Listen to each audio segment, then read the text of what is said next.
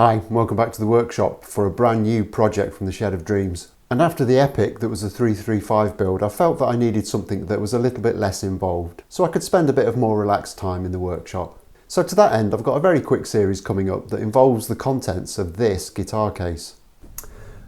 And what we have here is the guitar that I like to refer to as number 2. That's not because it's shit, it is in fact the second guitar that I ever built. However, as you might be able to see, it's sat forlorn and unloved in this case for quite a while now, and every time I've needed a few parts for another build, quite often they've come off this guitar, which is, to be honest, a real shame. So I'm going to pull this out of the case and we can have a bit of a closer look at it. So what we have here is my very early attempt at a Blackguard Esquire, and as you can see there are a few bits missing from it. The pickup was removed when the one I was going to use on my thin line telly build about a year ago proved to be non-functioning, so as a stopgap measure I pulled this one out, and it's stayed out ever since. So we need to get a new bridge pickup for it. The volume and tone knobs found their way onto the precision bass build that I built in the middle of last year, so we need some new ones of those. The string tree, I don't know where that went, but it's living on a Telecaster somewhere in the world.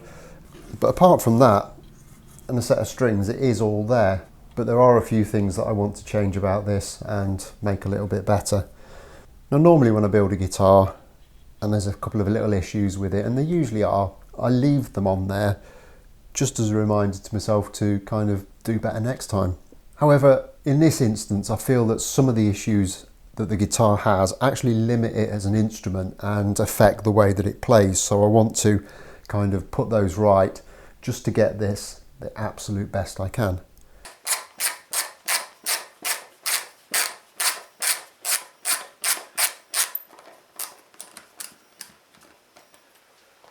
So that will lead on to a discussion about what's wrong with it.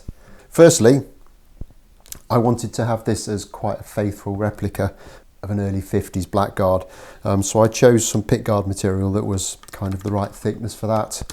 However, when it's that thickness in Bakelite, it works because it's quite a rigid material. When it's this thickness in ABS or plastic or whatever this is, it doesn't really work. It's just not substantial enough and it's curled up. You can see there it's not fitting very well. And also, you might not be able to see it in this shot, but it's not particularly good quality plastic. That's actually been lacquered as well to give it that gloss finish, and that hasn't worked particularly well. So that's got to go. Now, while I'm a fan of single pickup guitars, I've got a few juniors and stuff that I absolutely love. I don't like the switching options that you get on an Esquire. Totally personal thing. I know some people are going to be hurling stuff at their computer screens as I say that, but for me, I don't really use the option of having a kind of direct out and then a position where you can adjust the tone.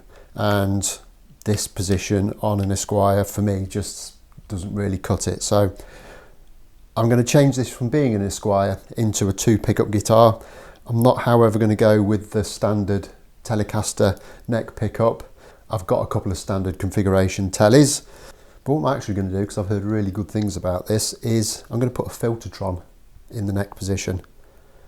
So to that end, I'm going to need a new pickguard. I'm going to try and get a Bakelite one, and I'm going to try and get one that's an Esquire pickguard so I can cut out the exact size hole that I need for the Filtertron. I'm going to need a Filtertron from somewhere. I'm also going to need to route the body because there's no pickup cavity underneath here. In terms of the rest of the body, I'm going to completely refinish it. Now this might look like quite a nice butterscotch finish, but in reality it's far too yellow really. So I'm going to completely strip the body and respray it in a proper butterscotch blonde finish. I've used paint from a manufacturer on a previous build that gave an absolutely beautiful rendition of that colour, so that's got to go. There are some little bits of damage on the body where it's been knocked about a little bit in its life, so we can repair those while we're respraying it. In terms of the neck, this was sprayed in an automotive lacquer, but instead of darkening to a rich deep amber with age, it's actually gone a really weird pink colour, and it doesn't really come out very well in the photography, but in real life this has kind of got like a pinky hue to it, which just looks completely wrong. So the neck's going to get completely stripped and redone. I chipped out when I was putting these fret markers in on this one, and I repaired it with a bit of glue and sawdust, and it stands out like a sore thumb. So I've got to fix that. In my rush to get it done, because it was number 2 and I was excited about getting this done, I put the string tree there instead of there, and to this day I don't know why I did it. So there's an additional hole there that needs sorting out. I filled it with a cocktail stick and sprayed over it, and it just looks horrendous. So I'll need to fix that somehow. And the other thing about the neck is it's very, very beefy. I deliberately left it quite thick. It's like a V profile neck, which I quite like. It's quite chunky and it adds bags of sustain to the guitar. It really, really is a nice guitar to play. Great tone, but it is a bit chunky, so I might slim that down a little bit. But the one thing I did establish about this guitar when I built it is, I don't know if you can see that, there's a big hump in the middle of the back of the neck. I just didn't shape that as well as I could have done. So I will strip the neck,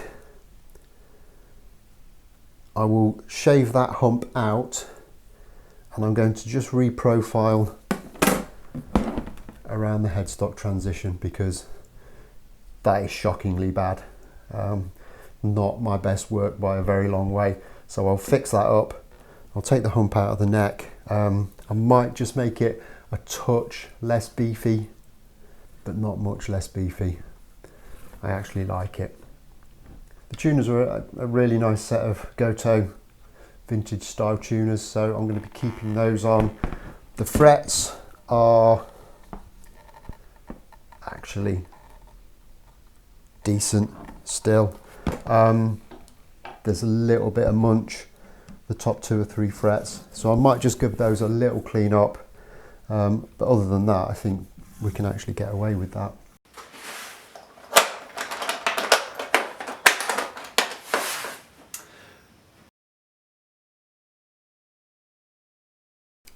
Now the reason I wanted to do this series is because I feel it could be quite a good halfway house between someone who might perhaps have built a kit guitar but doesn't feel that they're quite ready to get into a full build yet. A lot of the skills that you'll learn by doing a refinish job like this will come in very, very handy if you ever get to the point where you want to build from scratch. And it's also really good if you've only got a limited amount of time and you wouldn't be able to tackle a scratch build. Taking an existing guitar, stripping it back, modifying it and refinishing it is a really valid project and could teach you some very important skills.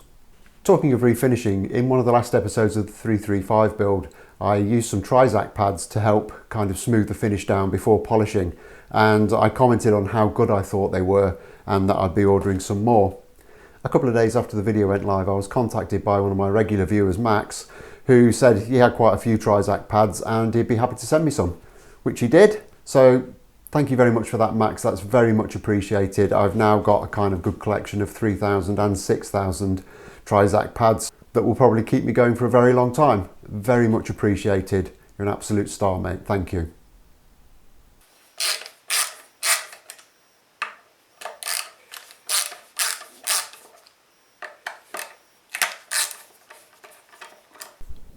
Okay, so let's get breaking this down. Right, so this is a Telecaster, so it's not really going to take much more than a single screwdriver to get it to pieces. And I'm going to start by breaking it down into a couple of more usable sized pieces by whipping the neck off.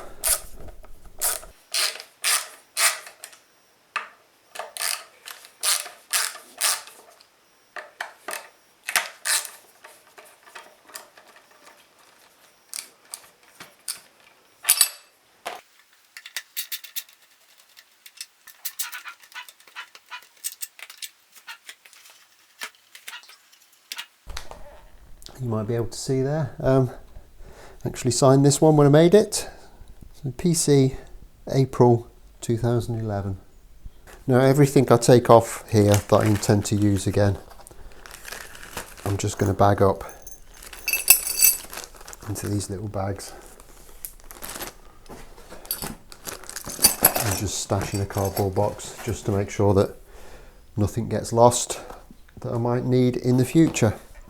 Okay, so with the neck off, I'll just continue stripping the body down by getting the bridge off.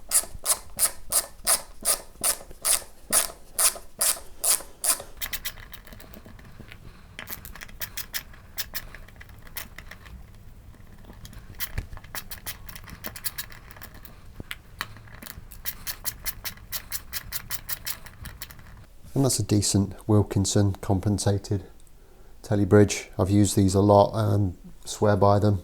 So I will put that back on. No reason to spend a load of money on another one. This one will do absolutely fine.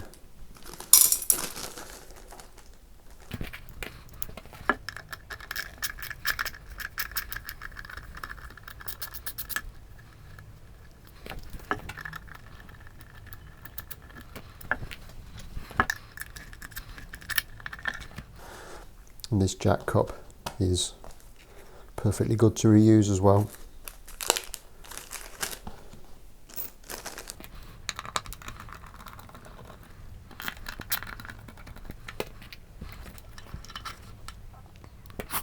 And there we see we've got a couple of nice CTS pots which I will reuse, nothing wrong with those at all.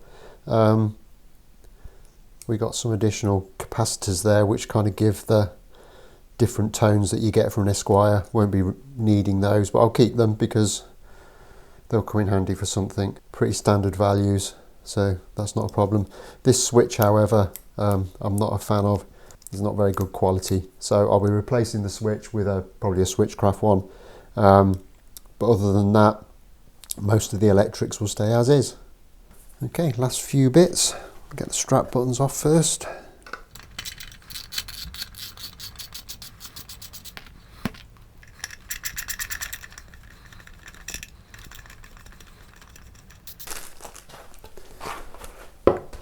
And then finally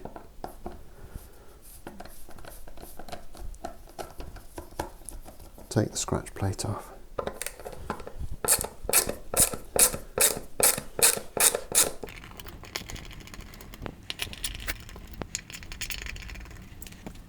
Like I say, I'm not going to reuse that. It's just not really good enough for what I want. I'm not going to throw it away though. I'll make something out of it. Okay, so that's the body stripped. Very straightforward. No, it's not. I tell a lie. Still got the string ferrules to pull out. Now, normally with these, if I was going to remove them, I'd warm them with a soldering iron, just so it makes it less likely that I'm going to damage the lacquer. But as the lacquer's coming off anyway, I'm not really that bothered, as long as I don't damage the wood.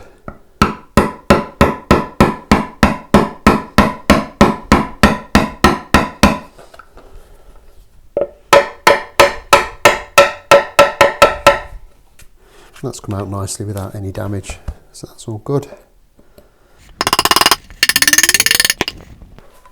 Okay, so that's the body all stripped now. Haven't put any extra damage on at all doing that, so that's always a good day. So we'll just put that to one side slightly and we'll move on to the neck. And the neck's very straightforward. All there is the tuners. I'm going to try and get the nut out as well while I'm at it. And you might be able to see there, again, dated PC 4th 2011. And you might also be able to see my homemade truss rod nut that I did.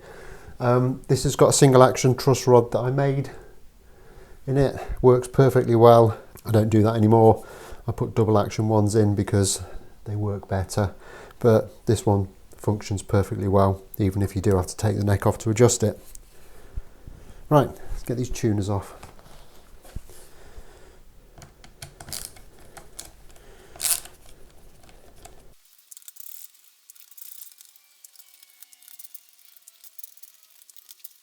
And perhaps now I can demonstrate a bit better what I said about how the colour has changed. I'm not sure how well that will come up in the picture, but you can see here underneath the tuners where the UV light hasn't got to it, it's a nice amber colour. But outside of there where the UV has got to it, it's gone a kind of manky pink colour. So hopefully with a more suitable lacquer we can get that sorted out.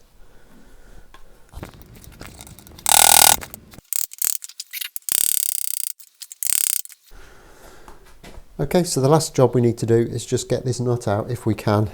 Hopefully we'll get it out in one piece. If we can't, we'll just have to remake another one. It's not a massive deal, but I'd rather not do it if I didn't have to. Now, as this was my second ever guitar, there's a fairly good chance that I've put far too much glue into this nut slot and we might not be able to get it out, but we'll give it a bash. And the first thing we need to do is just score along here, just to break any bond that there might be from the lacquer.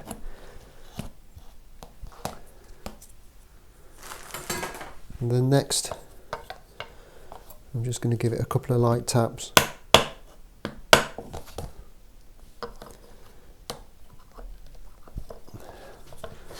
With a block of wood, and there we go, it's just broke it.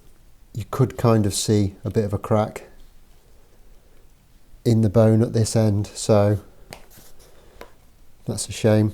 And it's actually quite loose, but there you go. Them's the breaks. Pity, but it's probably about an hour's work to make a new one, so I'm not going to be too upset about that.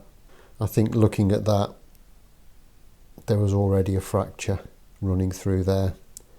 If you look at this end of it, it's actually quite discoloured on the crack. I don't know how well you'll be able to see that in the camera shot, but there's quite a bit of discoloration in there, so I think that crack pre-existed, and you can see the dirt on the edge of it. So I think all I've done there is just kind of delivered the death knell to something that was already dying. So another job to do, but ultimately it's not that big a deal. Okay, so that's the neck and the body all stripped down and ready to go. But I'm going to leave this episode here. I think we've done quite enough for this one. So I'll be back very, very shortly when we'll be stripping this body back to bare wood and starting to plan out what we're going to do about routing for the neck pickup. So don't forget to hit the like button if you've enjoyed this video. Leave me a comment, ask me any questions that you might want to about the project. And of course, don't forget to subscribe to the channel if you haven't already done so. And I'll see you again on the next episode. Thanks a lot for watching. Bye bye.